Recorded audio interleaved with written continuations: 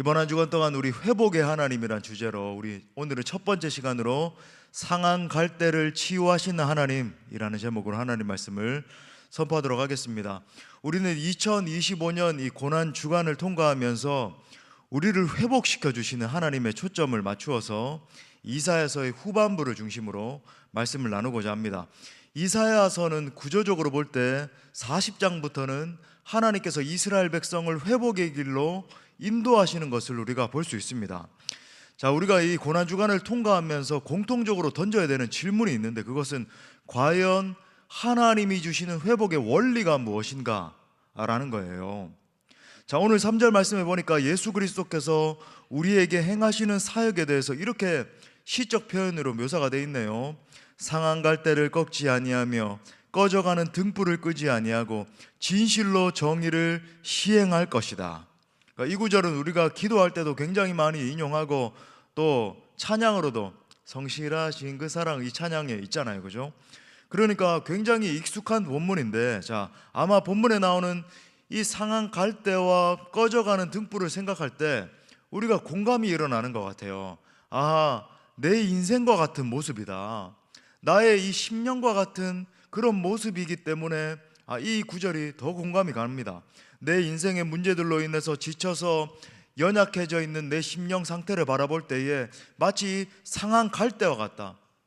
꺼지기 직전인데, 그죠?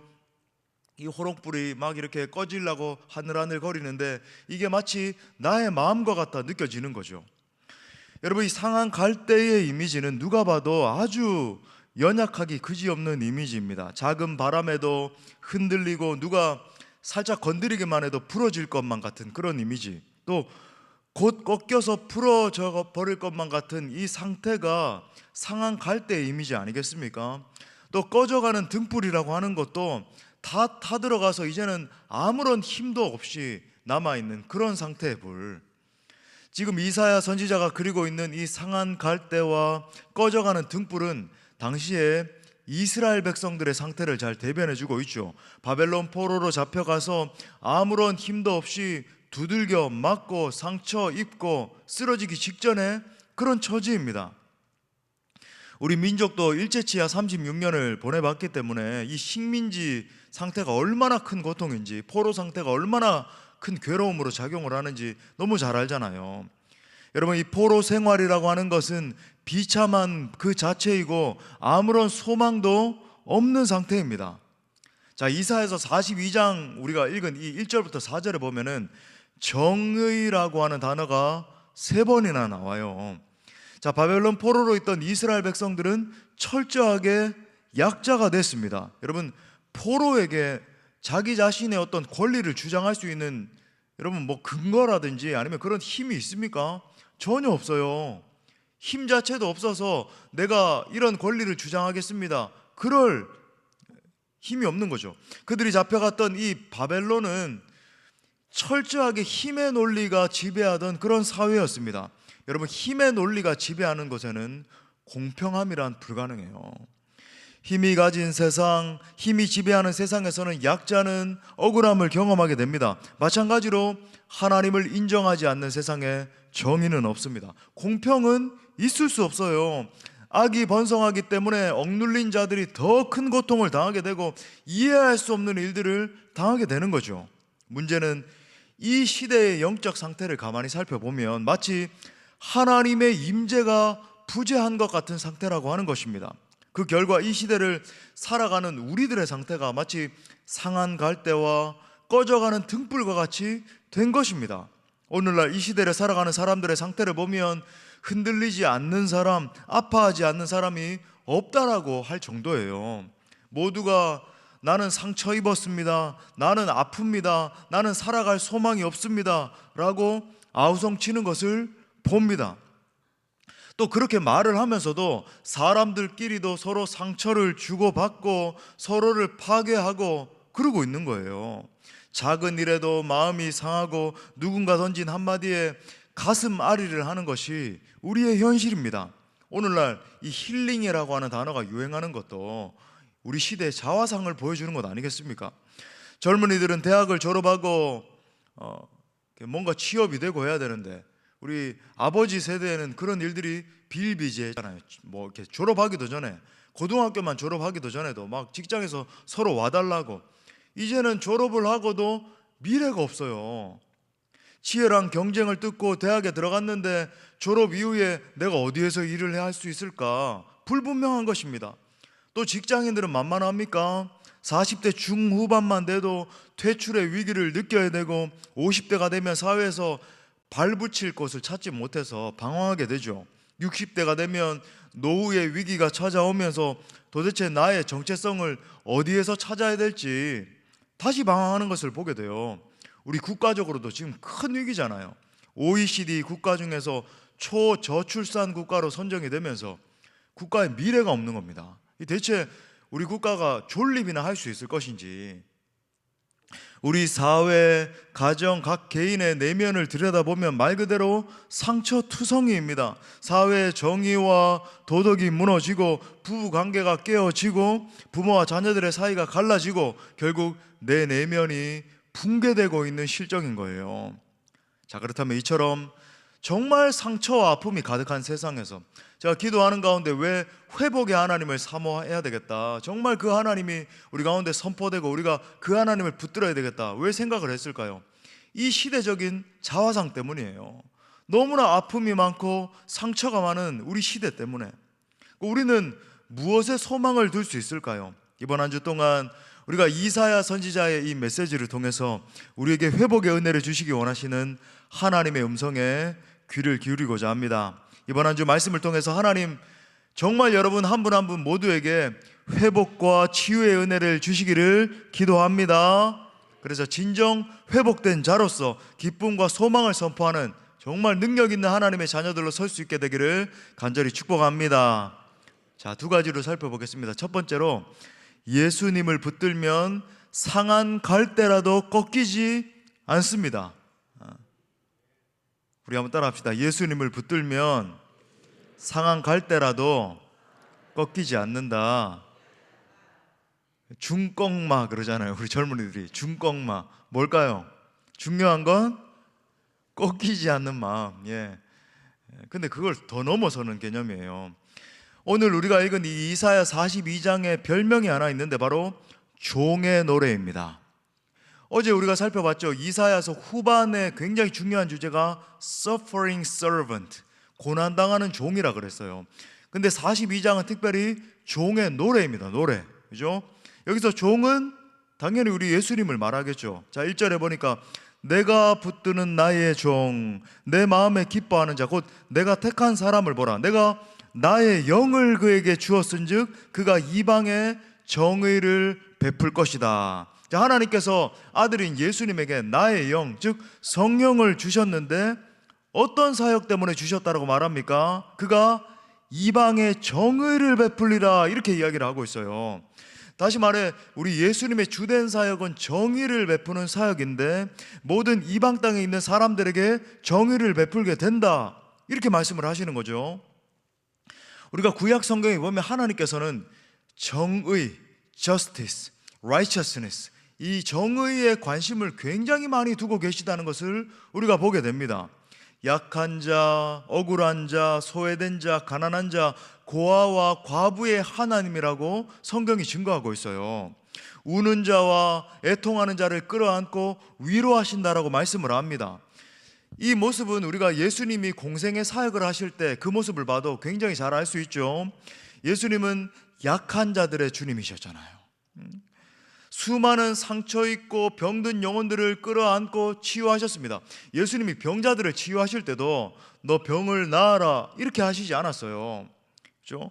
그들의 몸에 직접 손을 대시든지 그들을 끌어안으시든지 그들의 아픔에 깊이 공감하시면서 치료해 주셨습니다. 심지어 나병 환자라 할지라도 몸에 손을 대시고, 여러분 나병 환자에게, 지금 우리 한국에 있는 나병 환자는 전염성이 좀 약한 거잖아요. 그래서 저 한센병 환자들 모여있는 마을들 가보면은 거의 전염되지 않습니다.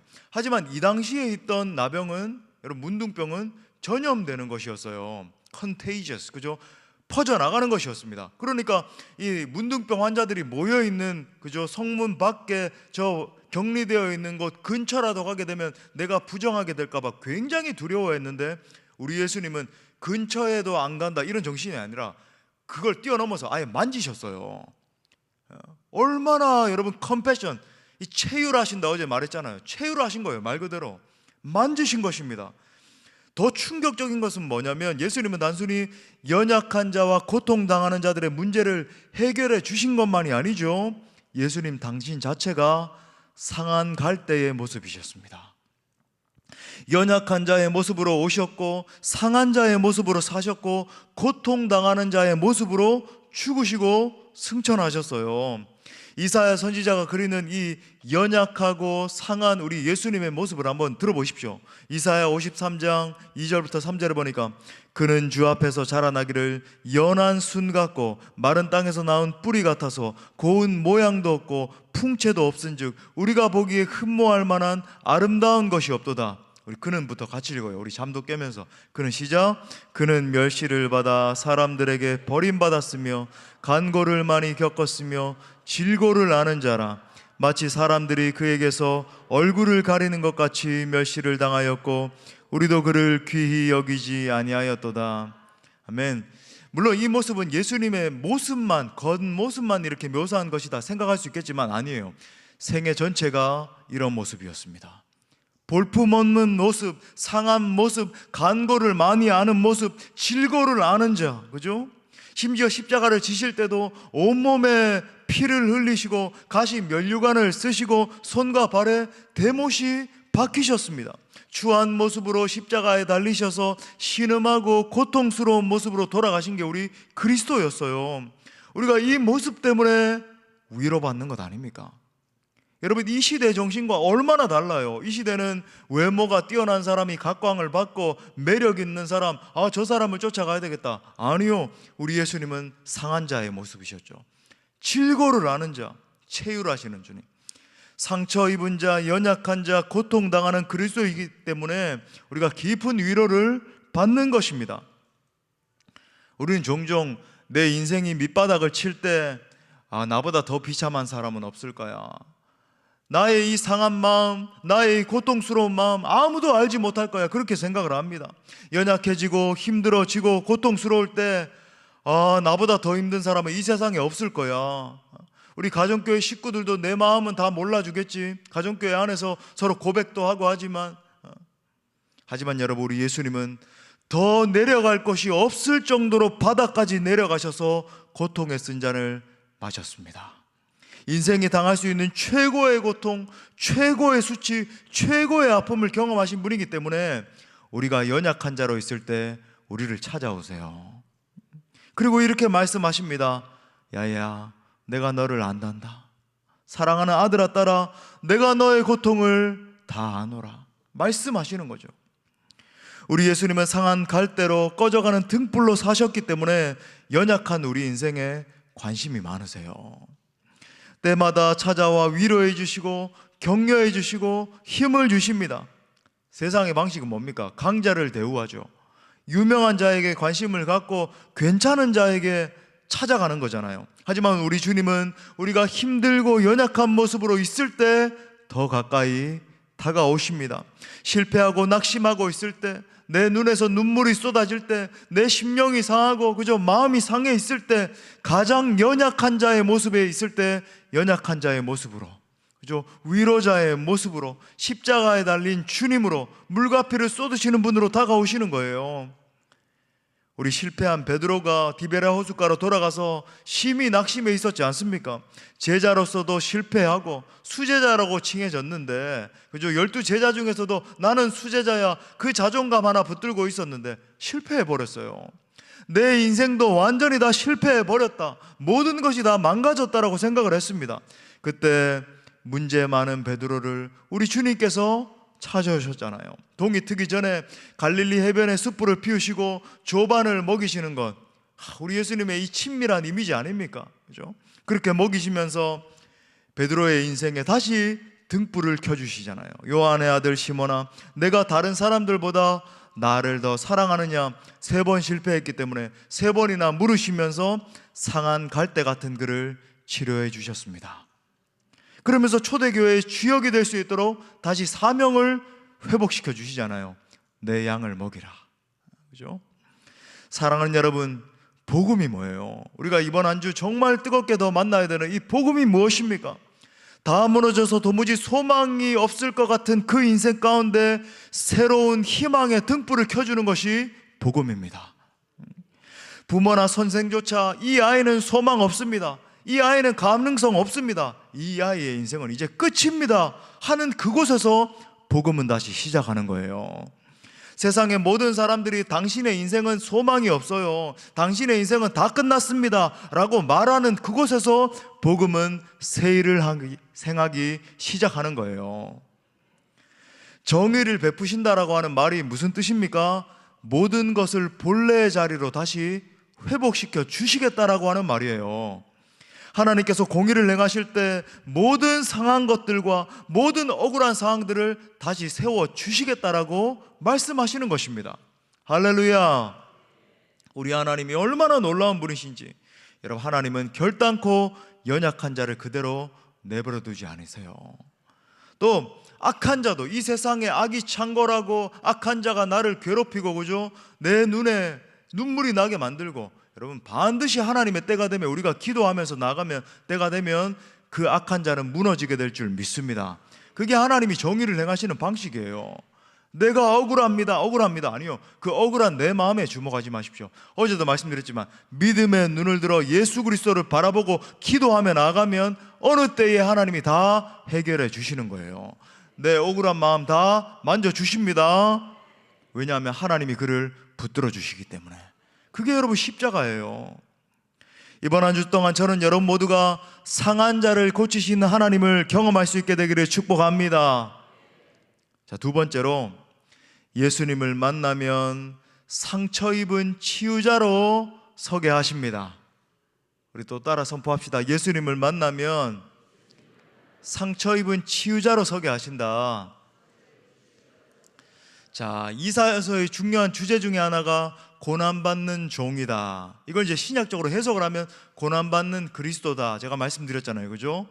선지자 이사야가 예언한 것처럼 우리 예수님은 고난을 거부하지 않으시고 그의 몸에, 그의 전 존재에 고난을 다 짊어지시면서 십자가에 달리셨어요. 왜 그랬을까요? 바로 우리의 연약함을 감당하시기 위해서였습니다. 여러분, 그러니까 우리 예수 믿는 자들은 연약함을 나 혼자 짊어지고 가는 거 아니에요. 나는 연약해요, 나는 너무나 힘이 들어요, 나는 왜 이렇게 연약하게 태어났을까요, 주님? 아니에요. 우리 예수님이 우리의 연약함을 아실 뿐만 아니라 함께 짊어지고 가시는 거예요. 이것을 성부적인 입장에서 생각해 본다면은 우리의 연약함을 담당시키기 위해서 성부 하나님께서 아들 성자 예수의 고난을 허락하신 것입니다. 그죠? 아버지가 우리를 위해서, 우리의 연약함을 감당케 하기 위해서 아들로 하여금 그 연약함을 지게 하신 거죠. 그런데 하나님은 그의 아들의 고통을 영원하도록 내버려 두지 않으셨습니다. 연약한 갈대처럼 사셨지만 완전히 꺾이지 않게 하셨고, 꺼져가는 등불처럼 보였지만 결코 꺼지지 않게 하셨어요. 하나님은 고통당하고 절망하고 있는 사람들을 섬기도록 하기 위해서, 그죠? 그냥 그 죽은 채로 완전히 없어지셨다라고 한다면, 그죠? 무덤에서 그냥 끝났다라고 한다면 다른 연약한 자들을 섬길 수 없습니다. 많은 상하고 아파하고 연약한 자들을 섬기게 만들기 위해서 그 아들을 보호하시고 그 아들을 다시 세워주셨습니다. 우리 역시 마찬가지예요. 우리가 이 땅을 살아가면서 연약함 때문에 고통당할 때가 있습니다. 정말로 너무나 힘이 들 때는, 목사님, 신앙생활조차 어려워요, 그런 마음을 가진 지체들이 있더라고요. 목사님, 제가 하나님 앞에 나와서 마음껏 찬양하고 싶은데 너무나 고통스러운 마음 때문에 찬양이 안 나와요. 눈물이 메말랐습니다. 기도가 나오지 않습니다. 한숨밖에 나오지 않습니다. 그럴 때도, 그죠?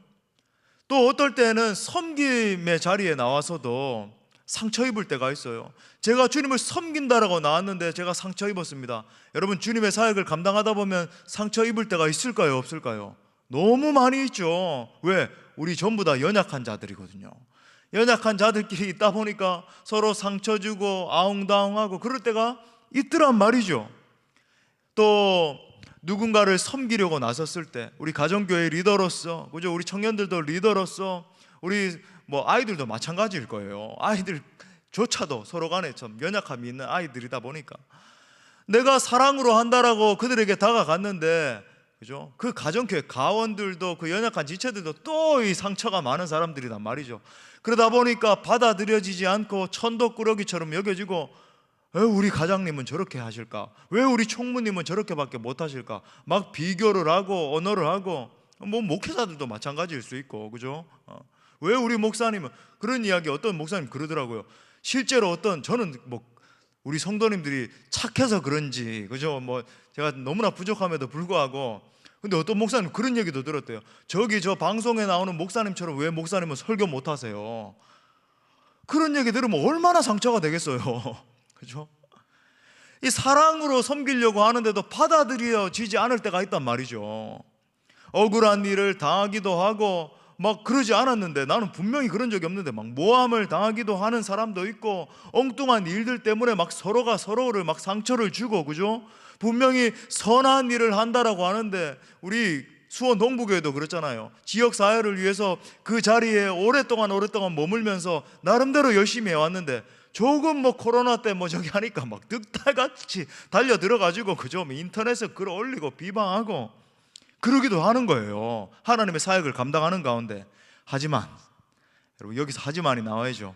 하지만 사랑하는 여러분, 하지만 지치고 상해 있는 여러분, 하지만 병들어서 내가 도무지 일어날 수 없을 것 같습니다 라고 고백하고 있는 여러분, 그런 상황을 만났다 할지라도 염려하지 마십시오. 흔들릴 때가 있고 삶이 마치 꺾인 것 같은 순간이 온다 할지라도 하나님이 우리를 붙들어 주십니다. 우리가 십자가를 바라볼 때 우리가 배울 수 있는 진리예요. 예수님이 십자가에 달려서 완전히 끝난 것처럼 보였지만 아니요, 예수님이 아들이신 예수님을 붙드셨습니다. 보호하셨어요. 하나님이 우리를 보호해 주시기 때문에 사명을 다하는 그 순간까지 완전히 꺾이지는 않을 줄 믿습니다. 여러분은 절대 완전히 꺾이는 존재가 아니에요. 우리 한번 따라합시다. 자신의 가슴에 오른손을 얹고, 나는 완전히 꺾이는 존재는 아닙니다. 하나님이 나를 붙들어 주십니다. 할렐루야. 여러분 믿으시기 바랍니다. 우리 고린도후서 4장 8절 9절도 우리 믿음으로 선포합시다. 시작. 우리가 사방으로 우겨쌈을 당하여도 쌓이지 아니하며 답답한 일을 당하여도 낙심하지 아니하며 박해를 받아도 버림받지 아니하며 거꾸로 뜨림을 당하여도 망하지 아니한다. 아멘, 아멘. 여러분, 우리를 지극히 사랑하시는 하나님께서 우리의 인생의 상처와 아픔과 슬픔을 허용하시는 이유가 무엇일까요? 상처 입은 나를 통해 다른 사람을 치유하기 위해서, 다른 연약한 많은 사람들을 내 가슴에 끌어안고 치유하고 돕고 섬기게 하기 위함인 거예요.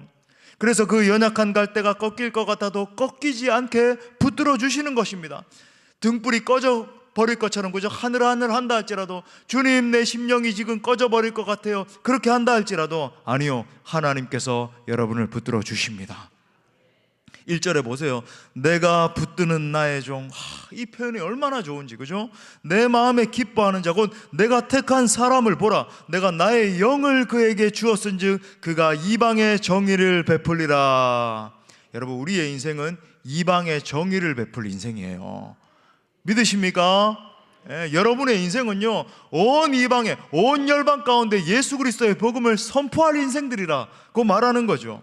자, 누구를 통해서 정의를 베푼다라고 말하는, 고난당하는 종, 고난을 알지 못하는 종, 그죠? 세상에서 막 인정받는 군왕들, 세상에서 막 대단하다라고 칭송받는 용사들 아니고, 고난받는 종을 통해서 이방의 정의를 베풀리라 말씀하시는 거예요.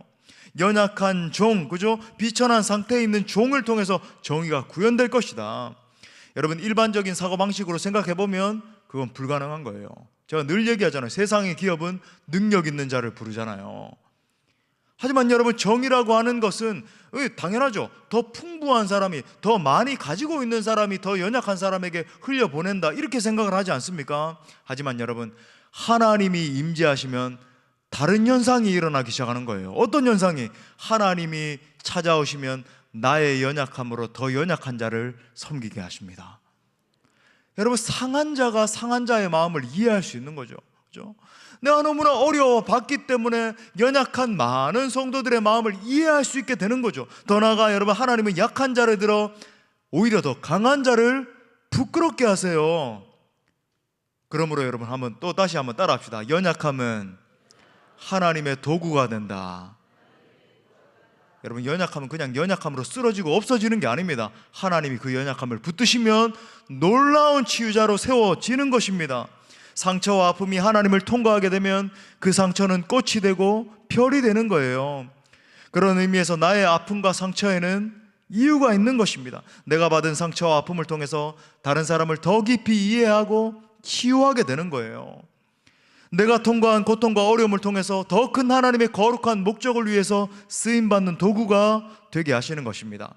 그렇기 때문에 우리가 십자가 아래에서 치유받아야 되는 이유가 무엇입니까? 내가 치유받는 것으로 끝나지 않고 주변에 울고 있는 많은 사람들을 치유하고 세워줄 수 있는 도구로 쓰임받기 위해서, 내 상처로 인해서 찾아오신 주님을 만난 뒤에, 회복된 뒤에 고통당하고 절망하고 있는 사람들의 상처를 치료하는 자로 쓰임받기 위해서 치유된 자로 서야 되는 거예요.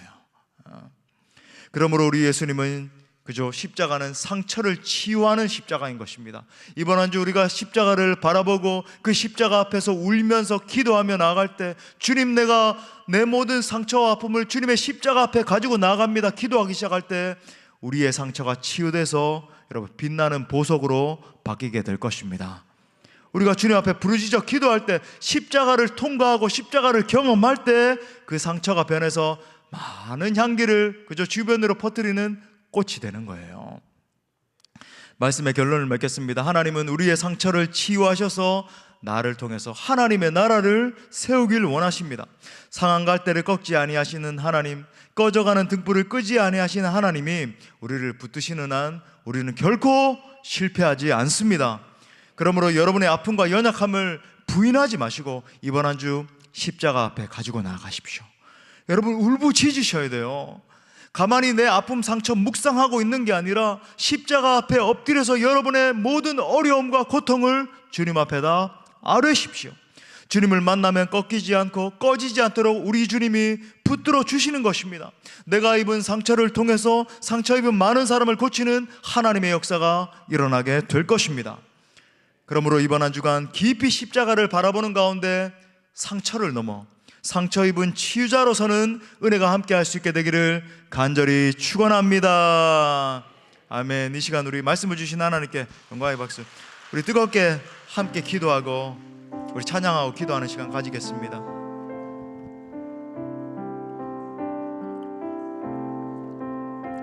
나 주의 도움 받고자 주 예수님께 빕니다.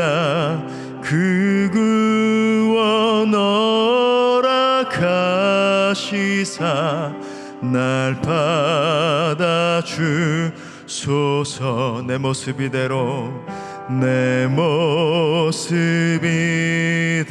이대로 주 받아주소서. 날 위해 돌아가신 주 날 받아주소서. 큰 죄에 빠져 큰 죄에 빠져 영죽을 날 위해 피 흘렸으니 주 영상대로 빚으사 날 받아주소서. 내 모습 이대로 주 받아주소서.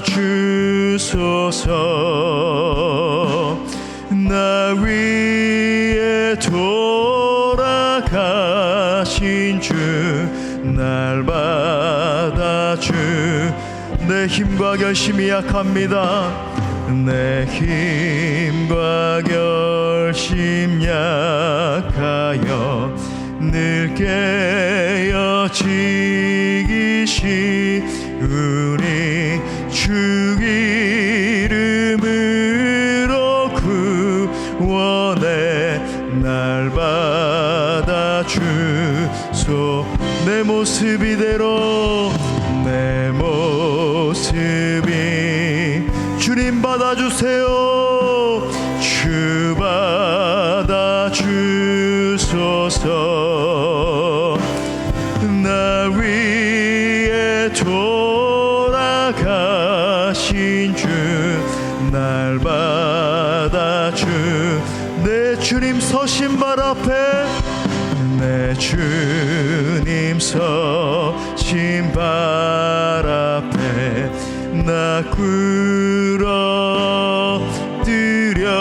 꿇어드렸으니 그 크신 역사 이루게 날 받아주.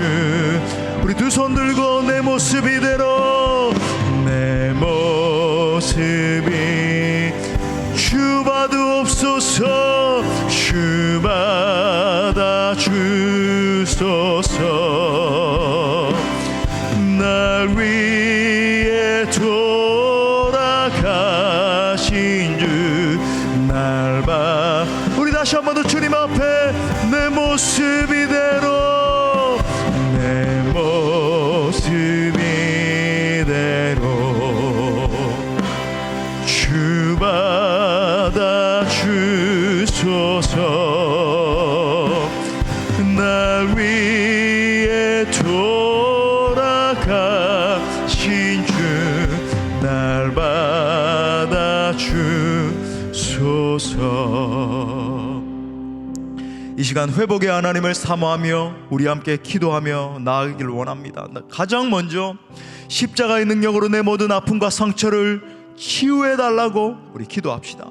예수님의 보혈의 능력이 임하기 시작할 때 내 안에 있는 모든 죄의 문제, 모든 상처, 모든 아픔, 모든 슬픔이 치유되는 역사 일어나게 해달라고 우리 함께 기도합시다. 주님, 이 시간 주님 앞에 나아가오니 나의 아픔과 상처를 치유하여 주옵소서. 내 마음을 깊이 만져 주옵소서. 이번 한 주간 예수 그리스도의 십자가 앞에 꿇어 엎드려 나의 슬픈 마음, 나의 상한 마음을 아뢰어드리며 나아갈 때 보혈의 능력이 나를 새롭게 하여 주옵소서. 정결케 하여 주옵소서. 주님, 간절히 세 번 찾고 우리 기도합시다. 주여, 주여, 주여. 오 주님, 십자가 앞에 나